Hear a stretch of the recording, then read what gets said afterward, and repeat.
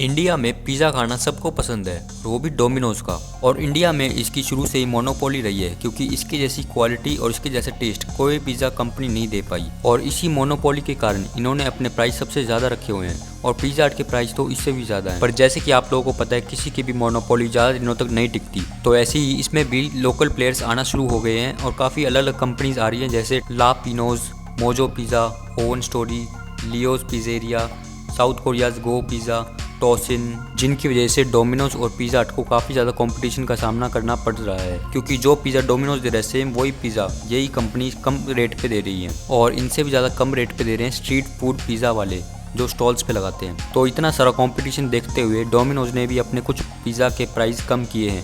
जैसे कि जो पिज़्ज़ा 799 का आता था, उसका प्राइस कम करके 499 कर दिया है, फ्लैट 200 रुपीज़ का डिस्काउंट। ये था वेज लार्ज पिज़्ज़ा, और नॉन वेज लार्ज पिज़्ज़ा का प्राइस कर दिया 919 से लेके 549 पे। और मार्केटिंग के लिए ये अपने कस्टमर्स को फ़ोन पे मैसेज कर रहे हैं, पे लेस एंड गेट मोर, और ऑफर्स के बारे में बता रहे हैं। और डोमिनोज ने ऐसा इसलिए किया है क्योंकि इनके सेल्स काफ़ी ज़्यादा कम हुई हैं। पिछले क्वार्टर में ही इसका नेट प्रॉफिट 74% से कम हुआ है। और ऐसा इसलिए हुआ है क्योंकि इंडिया में लोग पागल नहीं है कि आप कुछ भी प्राइस बोलोगे और लोग उसी प्राइस में खरीद लेंगे आंख बंद करके।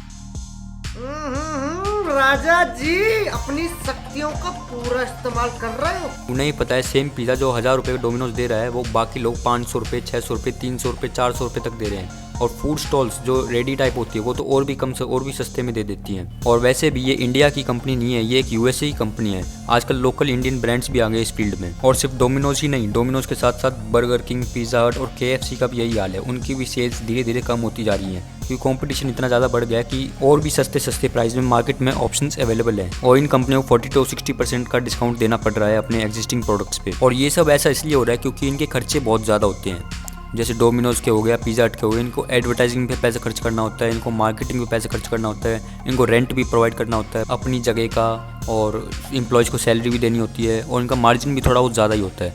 और अगर हम इसे कंपेयर करें दूसरे ब्रांड से, जैसे लापिनोज हो गया या फिर और कोई डिफरेंट छोटे मोटे पिज़्ज़ा ब्रांड्स हो गए, वो उनके मार्जिन पहले से काफ़ी कम रख के चल रहे हैं, इसलिए इनको कंपटीशन अच्छे से दे पा रही है डोमिनोज को। इनके खर्चे भी कम है और इनके मार्जिन भी कम है, इसलिए इनका प्रॉफिट ज़्यादा निकल के आता है। आपने इनका कभी भी ऐड नहीं देखा हो टीवी पे, या इन्होंने कोई सेलिब्रिटी हायर कर रखा हो जो काफ़ी ज़्यादा जिसकी फीस हो। इसलिए इन लोकल ब्रांड्स का प्रॉफिट बढ़ता जा रहा है और इंटरनेशनल ब्रांड्स का प्रॉफिट घटता जा रहा है। और जैसे आप जानते हो, लापिनोज पिज़्ज़ा जो है, उन्होंने अपने स्टोर जो है डबल कर लिए, जितने पहले थे उससे डबल कर लिए पिछले 3 साल में।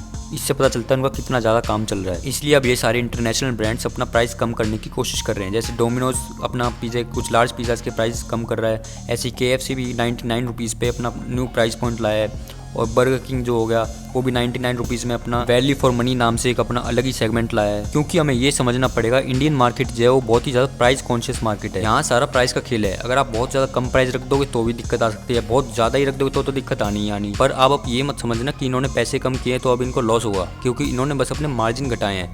इससे इनका लॉस नहीं होगा, इससे इनको अभी भी ये प्रॉफिट में ही रहेंगे। जैसे अगर एक एग्जाम्पल से समझाऊँ, अगर एक चीज़ के बनने के पैसे लगते 100 रुपये, और वो चीज़ ये पहले बेचते थे 1000 रुपये में, तो 1000 रुपये में तो प्रॉफिट था ही था इनका।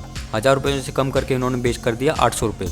तो कम करने के बाद भी प्रॉफिट में ही है, क्योंकि 100 से लेके 800 अभी भी ये प्रॉफिट में ही है। बस इन्होंने अपने मार्जिन ही कम किए हैं, और अगर ये मार्जिन भी कम नहीं करते तो इनको अपना बोरी बिस्तर बांध के वापस जाना पड़ता है यहाँ से, क्योंकि इनका लॉस दिन पे दिन फिर बढ़ता ही जाता है। जैसे पिछले क्वार्टर में भी पिज़्ज़ा हट का 9% लॉस हुआ है इन स्टोर सेल्स से। आपको किसका पिज़्ज़ा अच्छा लगता है कमेंट सेक्शन में ज़रूर बताना, और वीडियो अच्छी लगी हो तो चैनल को लाइक, शेयर, सब्सक्राइब जरूर करना। मिलते हैं अगली वीडियो में।